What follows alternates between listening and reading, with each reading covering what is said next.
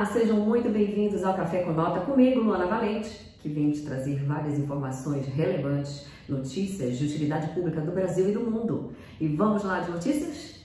Vamos embora, mas faz o seguinte, antes, deixa o like, comenta, compartilha, ativa o sininho, para que toda vez que tem uma notícia, você seja informado.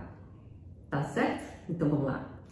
Bem, o deputado Eduardo Bolsonaro, gente, ele fez um comentário bem alarmante nas redes sociais dele, fiquei preocupado com relação ao passaporte dele, uma possibilidade de retenção do passaporte dele. Ele acredita que seja uma realidade, né? Primeiro porque ele está, vamos dizer assim, no olho do furacão.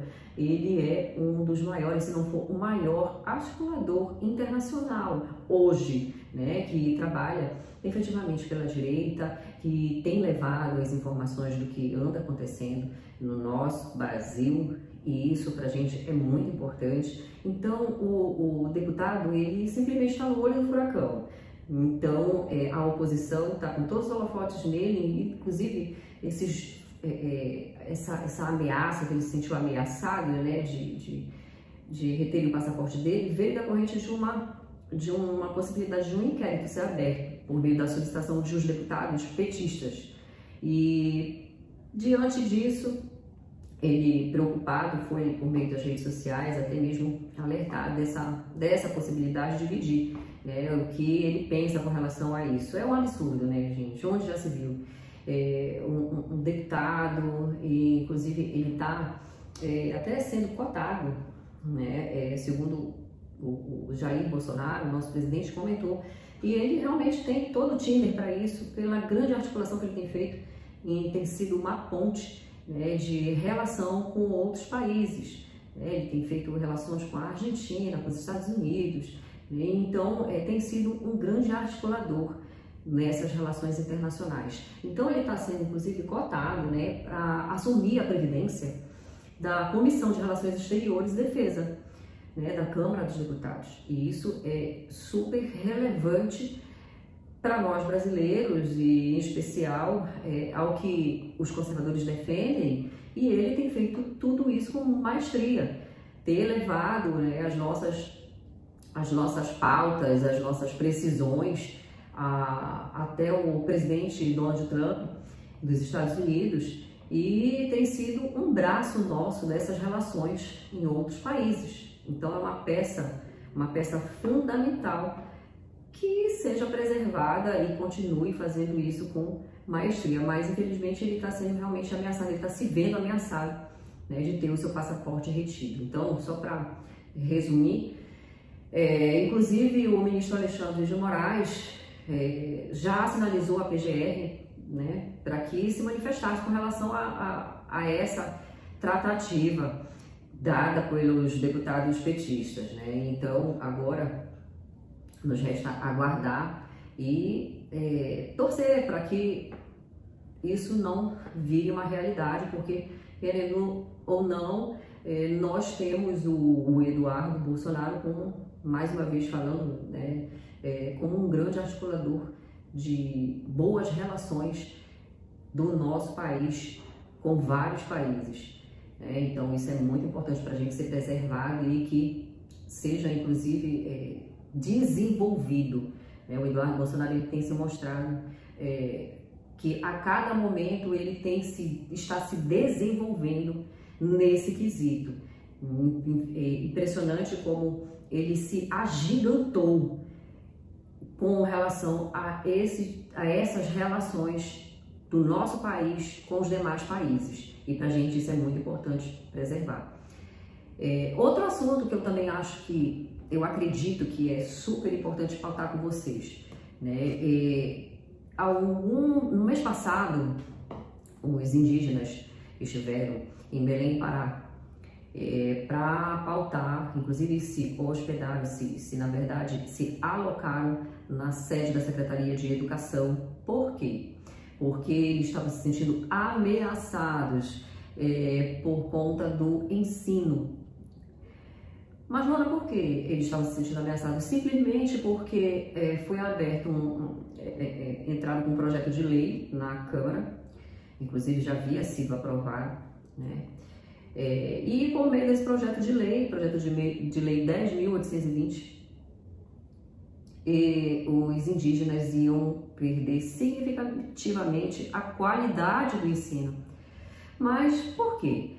Porque o ensino indígena hoje, ele é presencial. E o que estava sendo proposto por meio desse projeto de lei, que inclusive foi aprovado na Câmara, foi aprovado na ALEPA, tá, gente? Desculpa, foi aprovado na ALEPA, né? Na Câmara dos Deputados, enfim.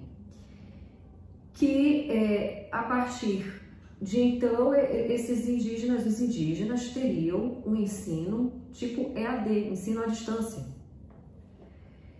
Então, os indígenas se sentiram prejudicados com essa situação e eles fizeram o quê? Vieram manifestar a sua aflição, né? Porque eles se sentiram desrespeitados por dois aspectos. Primeiro, porque eles não foram informados com relação a esse projeto de lei, que a intenção era de trazer essas mudanças que, no ver deles, iriam impactar muito na qualidade de ensino. E eu até concordo com isso.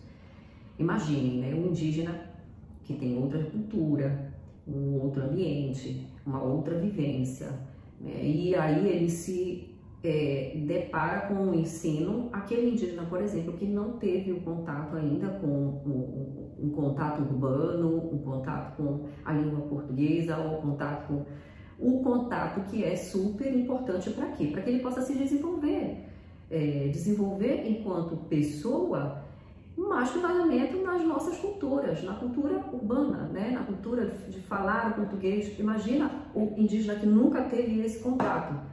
Como é que ele vai ter condições de se desenvolver por meio de aulas via EAD, internet, entendeu? Penso que é inviável. Ele precisa de um contato, ele precisa de ter um atendimento humanizado, um atendimento presencial. Então, decorrente disso, né, e os indígenas se viram nessa ameaça de perder bruscamente a qualidade de ensino e vieram em peso para Belém Pará para se manifestar. Várias tribos indígenas estiveram alocadas no prédio da SEDUC, passaram mais de 20 dias e muita pressão aconteceu no decorrer. Desde o dia 14 de janeiro eles estiveram aqui e inclusive alguns permanecem aqui para poder fazer com que as coisas funcionem de modo que atenda às necessidades reais deles. Pois bem, diante de tanta pressão, o governador Helder Barbalho resolveu tomar uma iniciativa e, por meio do GT, que é a equipe que estava responsável para fazer uma nova proposta, pois fizeram a nova proposta e o próprio governador apresentou ontem, né? Por meio de uma reunião que aconteceu no Palácio dos Despachos, e teve um diálogo aí, onde ele mostrou as novas sugestões dele. Mas em nenhum momento, gente, ele tratou no projeto em si, no projeto de lei, né, que é a revogação desse projeto de lei, né, que os indígenas tanto buscam a revogação desse projeto de lei, que fique claro, para que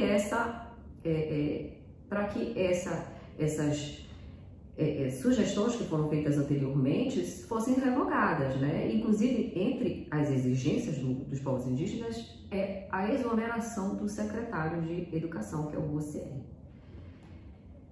Pois bem, diante dessas apresentações, diante das solicitações que foram feitas, e inclusive o próprio governador se comprometeu em fazer os ajustes nas propostas e enfim, revogar, né, e que fosse tudo feito de acordo com os interesses dos povos indígenas, dos indígenas, né, ele retornou com esta nova proposta. Nessa nova proposta, ele pontuou algumas, eu vou até dividir aqui com vocês, tá?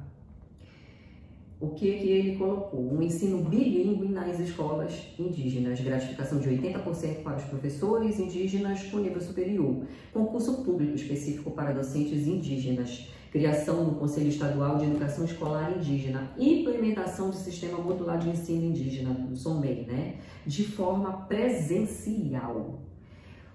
Consulta prévia e ampla sobre as modalidades de ensino e realização de conferência de educação indígena. Pois bem, creio que dentro desses aspectos propostos que foi produzido pelo GT, atende parte da demanda dos indígenas. Só não pontuou a outra solicitação deles, que é a saída, a exoneração do secretário de Educação. Inclusive, um outro aspecto também que é bem interessante, né, falar é sobre um outro ponto que teve no meio de toda essa situação, que os indígenas que estavam alocados, que parte deles ainda estão, né, mas os que vieram em massa para cá, para se manifestar contra, né, este projeto de lei, eles simplesmente, uma parte já partiu para as suas tribos, para as suas localidades no interior do estado, só que teve uma parte que, segundo o portal do Estado do Pará Online, inclusive publicou essa notícia e eu achei interessante, né, que ele nas redes sociais se comprometeu em fazer um encontro hoje no Parque dos Igarapés. O Parque dos Igarapés, gente, é um balneário natural em meio um balneário em meio à natureza, tá? Só que dentro da cidade, dentro de Belém. E esse balneário, os indígenas já estão lá há dias. Então, o que na verdade, o Estado do Pará Online questionou, que eu até concordei, né? Quem está custeando essa estadia desses indígenas lá, né, no Parque dos Igarapés? Outra observação, até porque alguns indígenas eles chegaram a denunciar que o governo do estado teria financiado o transporte de um grupo opositor. E realmente foi veiculado nas redes sociais, né, viralizou inclusive vídeos nas redes sociais desses indígenas chegando de avião, né, vindo com todas as regalias, que a massificação, ou a grande maioria dos indígenas que estiveram aqui, inclusive ficaram acampados há mais de 20 dias lá na SEDUC, não tiveram, né? E aí houveram esses questionamentos, né, sobre essa denúncia que foi feita. E, inclusive, a acusação se baseia em um documento de uma solicitação de voo assinada pela coordenadora do Distrito Sanitário Especial Indígena Guatoque, Purupramare Lima Gavião, além de um vídeo feito por um passageiro durante o voo de Oriximiná a Belém, tá? Isso é o que está sendo veiculado no Estado do Pará Online, né? O que eu sei do que se viralizou nas redes sociais foi realmente da chegada destes indígenas que fazem oposição ao grupo de indígenas que estavam aqui se manifestando, pacificamente, inclusive, né? Passaram cerca de 20 dias lá no prédio da SEDUC, cuidaram muito bem da unidade, deixaram tudo preservado e mostraram realmente como é que se faz uma manifestação em prol do que se quer e que se acha que é direito.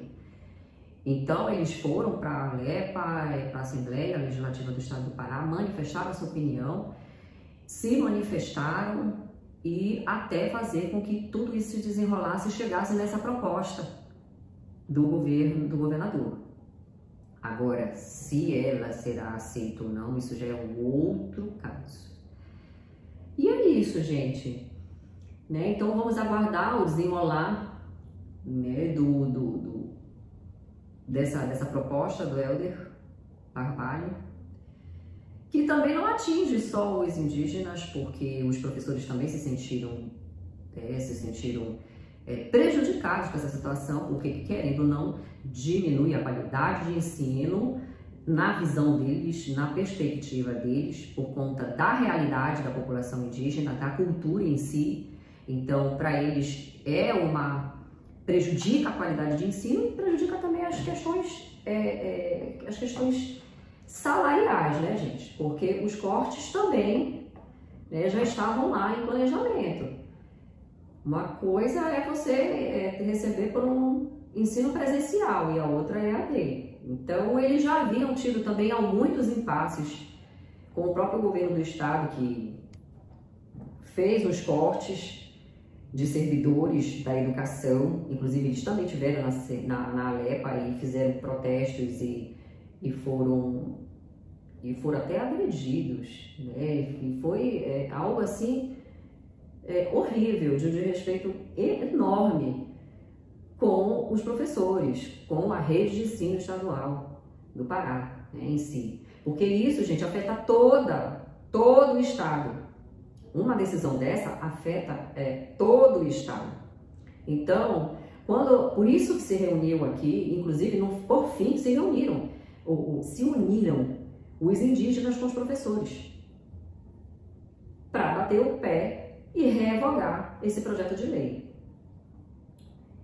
E no meio dessa pressão toda, o Eldemar Vale se viu sem saída. A única saída para ele é realmente estudar a melhor forma de que essas classes sejam bem atendidas e não sejam prejudicadas. E é isso, gente. Eu vou lembrá-los para vocês deixarem um like, comentarem, compartilhem, ativem o sininho para que você possa receber mais informações, mais notícias de utilidade pública do Brasil e do mundo aqui no Café com Nota comigo, Luana Valente. Muito obrigada pela sua atenção. Até o próximo Giro de Notícias.